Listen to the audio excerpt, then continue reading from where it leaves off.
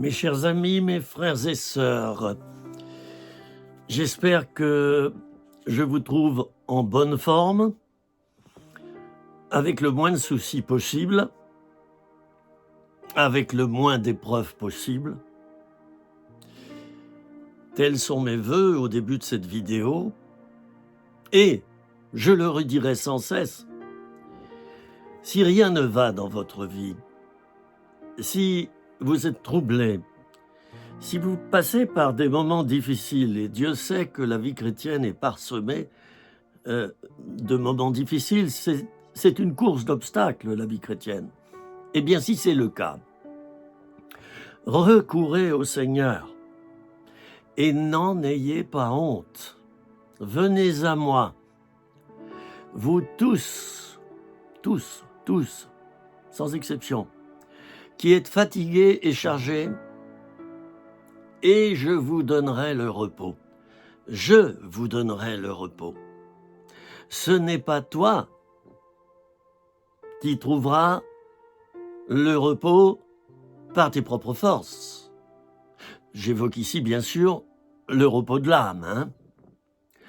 Ce n'est pas par tes propres forces que tu trouveras le repos. Ce n'est pas par... vous voyez le signe que je fais là? Je désigne ce qui se passe dans nos pensées. Il y a une sorte de bobine là, qui tourne sans cesse dans notre tête, surtout nous les Français. Nous sommes des descendants un peu de Descartes, le raisonnement. Nous raisonnons plus que dans d'autres cultures. Et moi qui ai voyagé dans le monde entier ou presque, je me suis aperçu qu'il y a d'autres cultures que la nôtre et que j'admire. Pourquoi ? Parce qu'il y a plus de simplicité, parce qu'on se pose moins de questions et parce qu'on raisonne moins. Ça ne veut pas dire qu'on est moins intelligent, ça ne veut pas dire qu'on est moins performant cérébralement, mais ce n'est pas d'abord le cerveau qui est la locomotive, c'est autre chose. Chaque culture est différente. Quant à nous, les Français, je vais, par extension, parler des Suisses et des Belges. Eh bien, vous savez, c'est pas facile pour nous d'être chrétiens parce que nous avons tendance, et c'est mon introduction à cette vidéo, nous avons tendance toujours à réfléchir, et si ça ne passe pas dans le tamis exact et précis de nos pensées, on met de côté.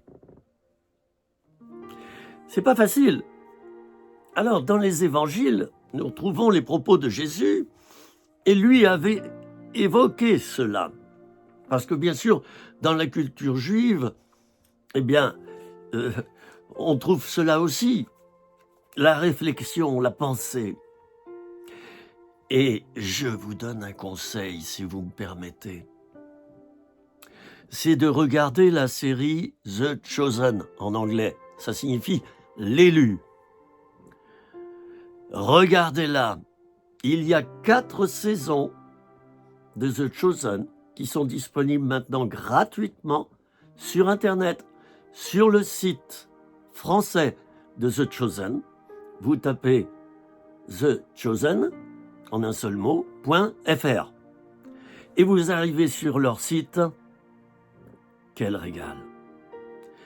Je me nourris depuis plus d'1 mois de chaque épisode. Mais vous savez, je ne regarde pas l'épisode comme simplement un spectateur. Je me mets à la place des disciples, je me mets à la place des femmes qui entouraient Jésus, je me mets à la place de Judas, je me mets à la place de l'apôtre Pierre, je me mets à la place de Jésus. Très intéressant. Je vous conseille de regarder absolument, et je suis formel, cette série. Chaque saison est composée de 7-8 épisodes d'environ 45 minutes. Vous ne vous lasserez pas, je vous préviens, prenez des mouchoirs en papier pas loin de vous, parce que vous allez pleurer. Je n'ai jamais vu de ma vie une série chrétienne aussi spirituelle, aussi bien tournée et aussi bien traitée par rapport à la Bible et aux événements qui se sont réellement déroulés lorsque Jésus est entré dans son ministère. Alors, vous m'avez compris, hein, thechosen.fr, chosen, C-H-O-S-E-N, hein, et the, c'est de l'anglais, T-H-E. Alors, je vais le redire, prenez votre stylo, T-H-E-C-H-O-S-E-N.fr. C'est gratuit, il faut simplement vous inscrire, c'est tout, et c'est gratuit. Et vous avez accès à tous les épisodes de 4 saisons déjà, la 5e vient de sortir, elle sera mise d'ici 1 an sur le site. C'est un régal, vous allez être bénis.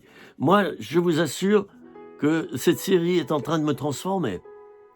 Je ne parle pas du fait que c'est la série qui me transforme, mais de la manière dont on traite la vie de Jésus, la vie des disciples.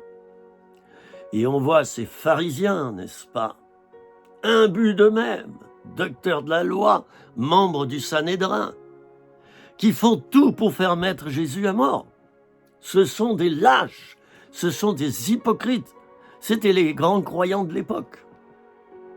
Ils sont hypocrites parce qu'ils ne font pas ce qu'ils disent. Et d'ailleurs, Jésus va les reprendre, ça ne va pas leur plaire. Et deuxièmement, ils sont lâches. Vous savez pourquoi? Parce qu'ils n'osent pas faire eux-mêmes la sale besogne. Ils vont la faire faire aux Romains. Ils vont passer par Ponce Pilate, qui lui s'en lavera les mains, n'est-ce pas? Et oui, ils vont faire crucifier Jésus par les autorités de l'époque, les autorités romaines. Quelle bande de lâches! Et dans cette série, vous verrez comment Jésus fait avec ces gens-là. C'est incroyable. Je comprends mieux, j'allais dire, la pensée du Seigneur depuis. Vous savez, le Seigneur comprenait les femmes et les hommes qui vivaient dans l'impureté, qui étaient adultères, ou qui, vous voyez, il les comprenait. Il savait bien que ça venait d'un manque de câlin, un manque d'amour. Il n'était pas d'accord avec, mais nous ne voyons pas Jésus pourchasser toutes ces personnes-là, les montrer du doigt et les bannir. Bien au contraire, il était entouré par des femmes qui étaient des anciennes prostituées. Et même par des femmes pas très clean, n'est-ce pas? Au point que les pharisiens disaient « Mais il mange avec les gens de mauvaise vie. Ce type-là, il n'est pas crédible, quoi. Il devrait savoir ce qu'il y a à l'intérieur de ces personnes. » Et oui, cette bande d'hypocrites ne comprenait pas que leur péché à eux d'hypocrisie, de dureté, de jugement, était beaucoup plus grave que le péché des prostituées. Alors regardez cette série, je vous en supplie. Prenez le temps. Regardez-la en famille. Vous ne le regretterez pas. Et même si vous voyez cette vidéo plusieurs mois après qu'elle soit parue, la série sera toujours sur le net. Regardez cette série. Mettez votre cœur dedans. Laissez tomber le cérébral pour un moment. Le thème de ma vidéo d'enseignement, les enseignements de Philippe, je rappelle que vous retrouvez toutes ces vidéos, il y en a 1000 qui ont été réalisées jusqu'à maintenant et ça continue à monter. Il y en a 700 qui sont déjà en ligne, 300 qui sont au montage et cette série que je fais, les enseignements de Philippe, ce sont des vidéos de 45 minutes que je fais une fois par mois. Donc, si vous regardez cette vidéo, sachez qu'elle a été enregistrée il y a quelques jours. Elle n'est pas ancienne. Et c'est bien parce que je peux aborder des sujets sensibles, des sujets contemporains, des sujets actuels. Mes amis, nous sommes forts, les êtres humains. pour tout analyser. Vous voyez, je prends mon temps pour parler, parce que je réfléchis en même temps. Nous sommes très forts pour tout passer à la moulinette. Et tout ce qui ne rentre pas dans notre compréhension, dans notre raisonnement, nous le mettons de côté. Nous n'en voulons pas. Là, il y a un blême, autrement dit un problème. Ça coince quelque part. Et Jésus en a parlé. Et les prophètes, bien avant Jésus, ont évoqué cela. Le prophète Ésaïe, par exemple, si vous avez votre Bible, vous ouvrez votre Bible dans Ésaïe 55, le chapitre 55, versets 8 et 9. Mes pensées ne sont pas vos pensées, dit le Seigneur. Et vos voix ne sont pas mes voix. Je vais plus loin. Et, je cite, « Autant les cieux sont élevés au-dessus de la terre, autant mes voix sont élevées au-dessus de vos voix, et mes pensées au-dessus de vos pensées. » Alors hier, en préparant un petit peu cette vidéo, je suis sorti, le ciel était bleu, et je me suis dit, voyons, quand je suis en avion, en général, si je suis en pleine vitesse, 800 km/h, en moyenne, je suis à 10 000 mètres d'altitude, donc 10 km en hauteur. Et je me suis dit, mais enfin, mais voyons, le ciel, à quelle épaisseur? Il y a combien de distance entre moi et, j'allais dire, le terminal du ciel, là où il y a sa frontière et où il se termine, et où il y a le cosmos. Alors j'ai fait une recherche et je me suis aperçu qu'il y a en moyenne une distance de 100 km entre la Terre et le ciel dans sa partie la plus haute. C'est important de savoir ça. 100 km, c'est pas n'importe quoi. C'est quand même une longue distance. À pied, je sais pas moi, 100 km, ben, il faut quand même un petit peu de temps pour les faire. Et même un certain temps, dirait Fernand Reynaud. Plusieurs jours, en tout cas. Je pense que l'être humain fait en moyenne à pied 30-35 km par jour. Puis après, il doit se reposer. Alors, on va dire 3 jours. Alors, revenons à notre texte, si vous voulez bien. Et là, je vous demande de réfléchir, d'utiliser vos pensées. Mes pensées, dit le Seigneur, ne sont pas vos pensées. Je m'arrête là. Dieu ne dit pas que ses pensées sont différentes des nôtres. Comprenez-moi bien. Il ne dit pas qu'il y a certaines grandes différences entre nos pensées et les siennes. Il dit tout de go et carrément, mes pensées ne sont pas vos pensées. Vous savez, c'est fort. On peut lire ce verset et puis dire, oui, tiens, c'est comme ça. Mais si on se pose un peu et qu'on réfléchit, il y a là une clé, là, pour bien vivre sa vie chrétienne. Parce que vous savez ce qui nous empoisonne dans notre vie chrétienne, à nous qui sommes des êtres très raisonnables, très logiques, du moins certains d'entre nous. Ce qui nous empoisonne, justement, c'est que nos pensées à nous filtrent sans cesse les pensées de Dieu. Et le comble, c'est lorsque nous faisons en sorte que Dieu pense comme nous. Et nous faisons en sorte de communiquer avec les autres en disant, voilà, c'est la pensée de Dieu. Erreur, grave erreur. Inspecteur, rien ne va plus. nos pensées. Qu'est-ce que c'est que le domaine de la pensée? Eh bien, la pensée, c'est une activité psychique qui émane du cerveau. Et si je devais donner des synonymes, je dirais, voilà, cette activité nous permet d'avoir une bonne compréhension des choses, d'avoir une intelligence développée. La Bible prend ce terme « entendement » pour parler de l'intelligence.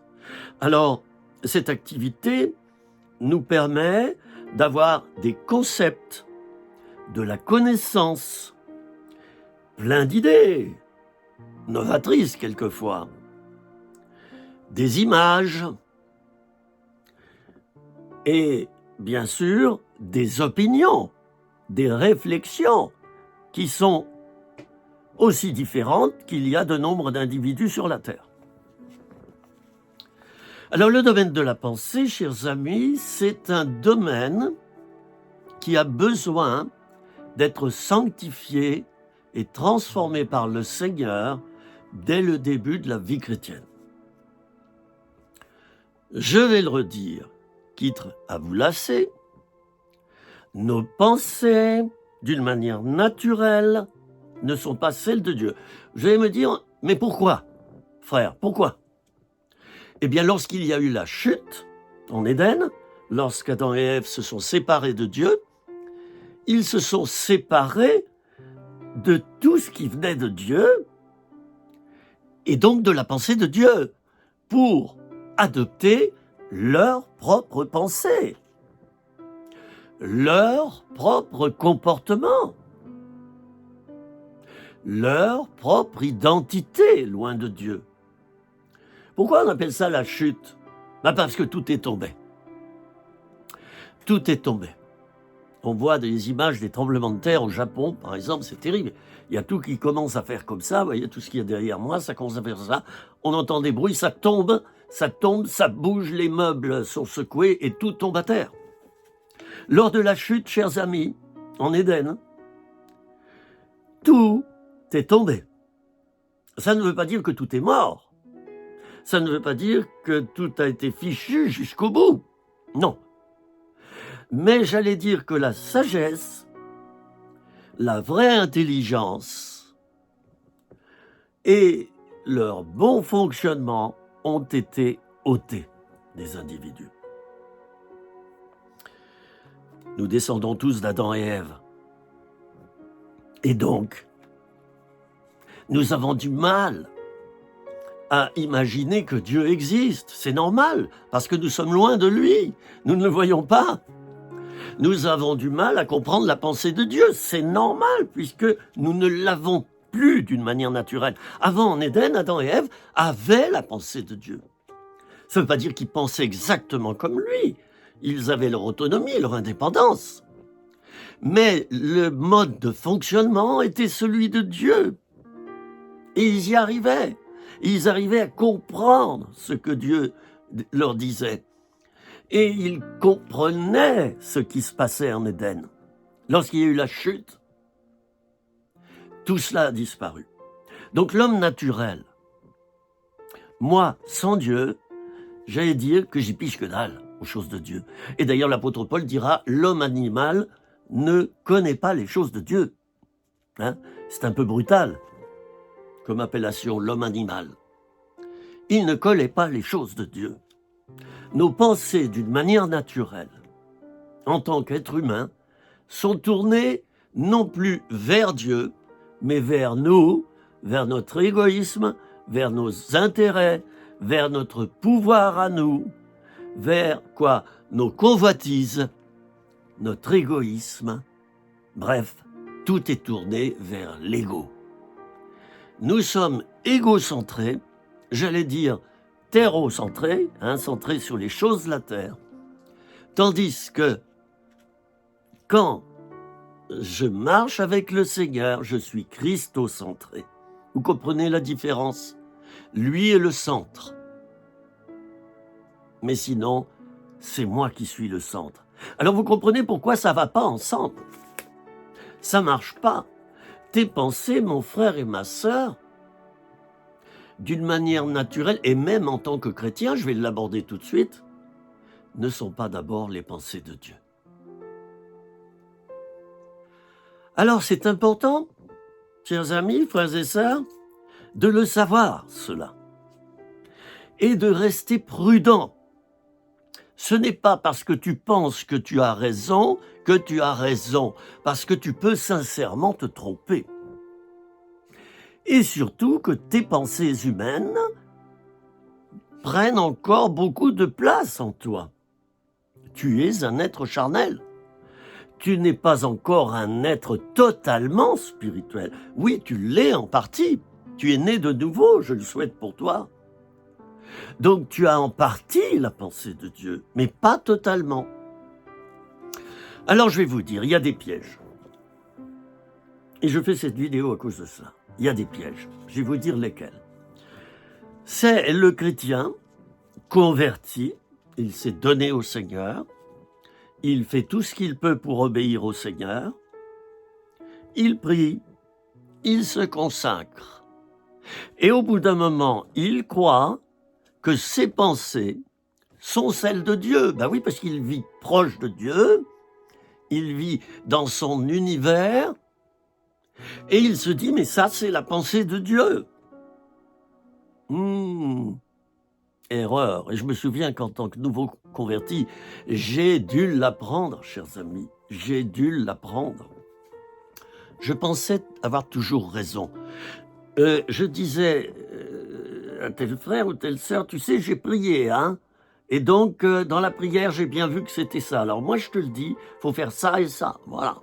Allez, on met le label de Dieu sur ce qu'on a pensé à cet instant précis dans la prière.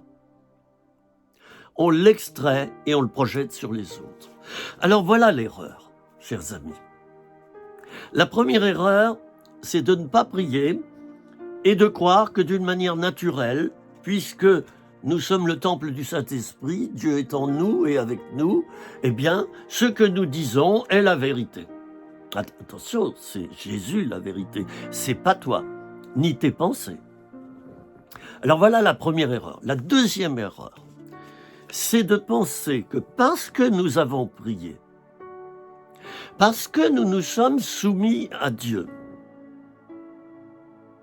nous avons obéi, nous sommes allés à la réunion, nous sommes allés à l'église, nous avons discuté avec les frères et sœurs, l'onction est descendue, il y a une présence forte du Saint-Esprit, et là, on était remplis du Saint-Esprit.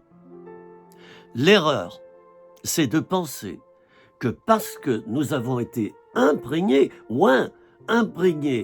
du Saint-Esprit, par le Saint-Esprit lui-même, notre pensée d'une manière miraculeuse est celle de Dieu. Eh bien, moi, je vous dis non. Je suis un empêcheur de tourner en rond. Je suis un provocateur né. Et dans mes vidéos, peut-être ce qui vous attire, et les gens me le disent, ben on aime bien parce que tu n'es pas comme les autres. Tu es toi-même. Tu dis les choses telles quelles. Et c'est différent de ce qu'on vit dans nos églises. Bien écoutez, Dieu m'a appelé à être comme ça et à rester comme ça. Ce n'est pas pour rien. Alors je vais vous dire une bonne chose. Toujours, faites attention à vos propres pensées. Ne soyez pas dans la peur et la parano. Ne manquez pas de confiance en vous. C'est pas ça que j'exprime. Mais même si vous avez prié, même si vous avez eu quelques confirmations de la part du Seigneur, ayez toujours à l'esprit qu'il peut y avoir quelque part une faille, une défaillance que vous n'avez pas vue. C'est comme dans tout ce qui est l'électronique. Peut-être il y a un virus quelque part et je ne l'ai pas vu. Ayez toujours l'humilité pour remettre en question, je n'ai pas dit pour douter, hein, non, pour remettre en question la pensée de Dieu que vous avez intégrée comme étant celle de Dieu, et réfléchissez, dites-vous, ouais, d'accord, je pense que c'est la pensée de Dieu, mais peut-être que je me plante. Je suis sincère, je pense avoir bien décodé la pensée de Dieu. Elle est différente de la mienne, j'aurais pas voulu faire ça. Et Dieu me montre de le faire quand même. Alors, tout ça, ça vient de Dieu. Non. Et je vais vous dire quelque chose. Dans les événements importants de votre vie, par exemple, vous quittez tout pour faire une école biblique, ou vous changez de pays, vous avez comme projet de devenir missionnaire en Afrique, ou que sais-je. Prenez l'avis de quelques frères et sœurs qui sont anciens dans le Seigneur, qui ont de la sagesse, qui ont un esprit de révélation, qui ont roulé leur bosse, comme on dit, et questionnez-les. Voilà, regarde. J'ai eu ça comme signe du Seigneur. J'ai prié, j'ai jeûné. Et il me semble que, voilà, je dois faire ça et ça. Je dois m'engager de telle et telle manière. Et déjà, je pense à acheter mon billet d'avion et à partir en Afrique. Vous savez, je vais vous dire, il y a souvent quelque chose qu'on ne sait pas, malgré qu'on questionne le Seigneur, et on n'a pas toujours de réponse. C'est la réponse à cette question, quand, Seigneur? Quand est-ce que ça sera le moment? Le retour du Seigneur, seul Dieu le Père connaît la date et l'heure. Jésus ne les connaît pas. Seul le Père les connaît. Il y a une seule chose en matière prophétique que souvent on ne connaît pas, ce sont les délais de Dieu, le timing de Dieu. Et là, on a besoin d'apprendre quoi? La patience, mais surtout l'humilité, je vous l'ai dit au début de cet enseignement. Ce qui va vous protéger de faire des erreurs et d'avoir des échecs, c'est de rester prudent, d'être humble et de vous dire toujours, ok, j'ai tout vérifié, spirituellement ça m'a l'air clair, tout est de niveau, je le fais. Alors, quand vous en êtes là, j'allais dire, faites un break. Ben oui, par nature, nous sommes très impatients, nous sommes impulsifs, nous sommes prompts à nous lancer dans des choses et à nous passionner pour les projets du Seigneur. Prenez un temps d'arrêt. Je vais vous dire quelque chose, Dieu n'est jamais pressé. On en a la preuve. Là, on dit Seigneur, reviens bientôt. Ça fait 2000 ans qu'on lui dit. Dieu a tout son temps. Et il ne vit pas le temps comme nous. Il est dit dans la parole de Dieu qu'un jour est comme 1000 ans et que 1000 ans sont comme un jour. Alors voilà quelque chose qui nous échappe également. C'est le timing. C'est pas évident de marcher avec Dieu, chers amis. C'est pas évident pour moi, c'est pas évident pour toi, tu le sais.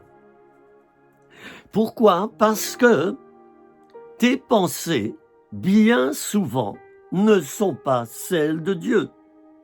D'où l'intérêt de l'interroger, sans en faire une lubie, une fixation mentale, et tout à coup de prendre peur, de se dire « Oh là, si je réussis pas, l'enfer va me tomber sur la tête. » Non. Mais demandons à Dieu, « Seigneur, il me semble que c'est juste ça, mais qu'en penses-tu finalement ?»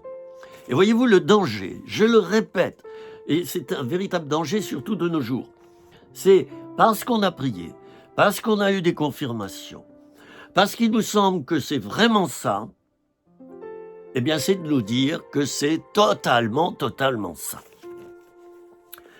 J'ai bien souvent fait de mauvaises expériences et j'ai déchanté, parce qu'en fin de compte, le Seigneur m'a dit non sur un projet où il me semblait qu'il avait dit oui, il me semblait que toutes les portes s'étaient ouvertes, et au dernier moment, j'ai entendu un claquement de porte, ça s'est refermé. Prudence, chers amis. La prudence n'est pas la méfiance. La prudence, c'est de la sagesse. Quelqu'un de prudent, il ira jusqu'au bout de son voyage, sans faire d'accident. Quelqu'un de méfiant va prendre peur, il va rater des choses et il risque d'avoir un accident. Soyez prudents. Qu'a dit Jésus? Prudents comme des serpents et simples comme des colombes. Simple. Donc, pas compliqué. Et ça concerne le domaine de la pensée. Et prudent. Comme les serpents, vous savez, ils prennent leur temps. Ils prennent leur temps. La tortue aussi, elle prend son temps. Alors si ces deux éléments, nous les intégrons bien dans notre vie chrétienne, chers amis, nous allons réussir nos projets. Nous aurons de la sagesse, nous aurons de l'intelligence et nous serons dans la pensée de Dieu. Parce que c'est ça le but. Alors attention à la logique spirituelle. Attention à la logique spirituelle. Josué avait combattu Jéricho et ses murailles et ses habitants. Dieu lui avait donné la victoire. Il avait consulté Dieu. Dieu lui avait dit ça, ça, ça. Josué a obéi, il a fait ça, ça, ça. Et en un coup, en quelques secondes, les murailles se sont écroulées. Mais voyez-vous l'erreur qu'il va faire ensuite lorsqu'il va prendre Haï, la deuxième ville qu'il devait envahir et prendre. Une deuxième forteresse. L'erreur qu'il a faite, c'est laquelle? C'est de se reposer sur sa précédente victoire en se disant maintenant c'est bon, on peut y aller. J'ai la sagesse, j'ai la pensée de Dieu. Nous voyons que lors de la prise d'Haï, je crois qu'il y a eu, dans la première tentative pour prendre cette ville, il me semble que c'est 30 ou 36 morts, c'est pas n'importe quoi. Hein. Et puis, il y a eu, je crois que c'était Akan qui avait caché des objets idolâtres sous sa tente. Il y avait un interdit, ce qu'on appelle un interdit, c'est quelque chose qui a déplu à Dieu et qui empêchait Dieu de donner la victoire. Josué n'a pas consulté le Seigneur pour la prise d'Haï. Il aurait dû le faire pour avoir sa pensée. Et sa pensée n'était pas forcément la même à cet instant précis que celle qu'il lui avait donnée lors de la prise de Jéricho. Vous voyez, j'espère que vous comprenez bien cet exemple. Autrement dit, chaque jour, frères et sœurs, consultez le Seigneur. Ô Seigneur, parle-moi. Sonde-moi, ô Dieu, et connais mes pensées. Regarde si je suis sur le chemin d'une mauvaise voie. Connaissez ces textes. Et instruis-moi. Chers amis, prenons le temps, laissons du temps au temps. Vous savez, dans ma vie, j'ai commis des erreurs, notamment celle-ci, c'est d'aller plus vite que le Seigneur. Je ne sais pas si ça vous est arrivé. Vous savez, Satan, il fait en sorte que vous alliez trop lentement et vous ratez des étapes. Vous n'êtes pas à l'arrêt de bus au moment où le bus passe. Et puis, l'une des choses sur laquelle l'adversaire excelle, c'est qu'on soit trop passionné, on va trop vite, on dépasse le Seigneur et on se plante en beauté. Ça, c'est moi. C'est tout moi. Et ces derniers mois, le Seigneur m'a beaucoup travaillé là-dessus. Et maintenant, je prends mon temps. Rien n'est urgent, rien n'est pressé. Vos voies, dit le Seigneur, ne sont pas mes voies. Oh là, ça se corse. Alors déjà, il y a la pensée, où je dois faire attention. Et ensuite, il y a quoi? Il y a le chemin sur lequel je dois m'engager, la voie sur laquelle je dois m'engager, la piste, le sentier, le passage sur lequel je dois m'engager, l'accès, la ligne, le tracé. Là aussi, Dieu nous dit que mes voies, tes voies, ne sont pas les siennes. Oh, j'allais me dire, mais c'est la cata, frère, ce que tu nous dis là. Tu nous enseignes des trucs de malheur. T'es un faux prophète, là. Tu nous fais peur avec tes trucs. Mes pensées ne sont pas celles de Dieu d'une manière naturelle parce que je suis séparé de Dieu depuis le moment de la chute. Et mes voies, c'est la même chose. Avant, en Éden, le chemin était tout tracé. Il y avait une compréhension et une facilité pour faire la volonté de Dieu. C'est facile. Dès qu'il y a eu la séparation d'avec Dieu, ces deux choses sont devenues difficiles. Obtenir la sagesse et la pensée de Dieu et obtenir la compréhension de ses voies à lui, parce que le Seigneur a pour moi une voie. Une voie. Vous allez me dire, mais comment se fait-il qu'il faut tout le temps consulter Dieu, là? On n'est pas libre. Mais si, on est libre. Et justement, dans notre liberté, on va consulter Dieu. Parce qu'il est infiniment plus intelligent que nous. Il est infiniment plus performant pour savoir quelle voie je dois emprunter. Vous savez, Dieu, c'est mon bon GPS. Celui qui est relié à la pensée de Dieu, à l'intelligence de Dieu. Alors, c'est maintenant la fin de mon enseignement. Vous retrouverez dans d'autres textes bibliques, par exemple le psaume 103, cette notion de la distance entre la terre et le ciel. Psaume 103, verset 11, « Autant les cieux sont élevés au-dessus de la terre, autant sa bonté est grande pour qui le craignent. » Verset 12, « Autant l'Orient est éloigné de l'Occident, autant il éloigne de nous nos transgressions. » Ce sont des points, vous l'avez remarqué, où on a du mal à comprendre que Dieu soit aussi bon, miséricordieux, et qu'il puisse pardonner aussi facilement nos péchés. On a du mal à le comprendre. On s'en veut à soi-même. On n'accepte pas facilement la bonté, la miséricorde de Dieu parce que on est des gens compliqués, nous sommes des gens compliqués. Hein? Voilà. Alors j'aimerais, chers amis, que vous puissiez intégrer dans votre vie maintenant, même si vous êtes dans le ministère, et je le suis, moi qui vous parle, même si vous êtes dans le ministère, j'aimerais que vous puissiez intégrer l'humilité. Je regarde quelquefois des vidéos, je l'ai déjà dit souvent, je regarde des vidéos d'enseignement de ceci, de cela, et je me dis, mon Seigneur, mais touche ce frère-là, il enseigne comme s'il était déjà Dieu. Je ne le juge pas en pensant comme ça. Je prie pour lui avec bonté. Vous savez, il y en a qui... Voilà, Dieu m'a parlé, frères et sœurs, et j'aimerais vous donner maintenant une prophétie pour la France et pour son président. Il faudrait presque des roulements de tambour. Et avoir des personnes qui applaudissent comme dans les studios d'enregistrement à l'heure actuelle. Attention à l'orgueil. La clé d'un ministère réussi, chers amis, c'est l'humilité. Et celui qui dit « je suis humble », c'est qu'il est orgueilleux.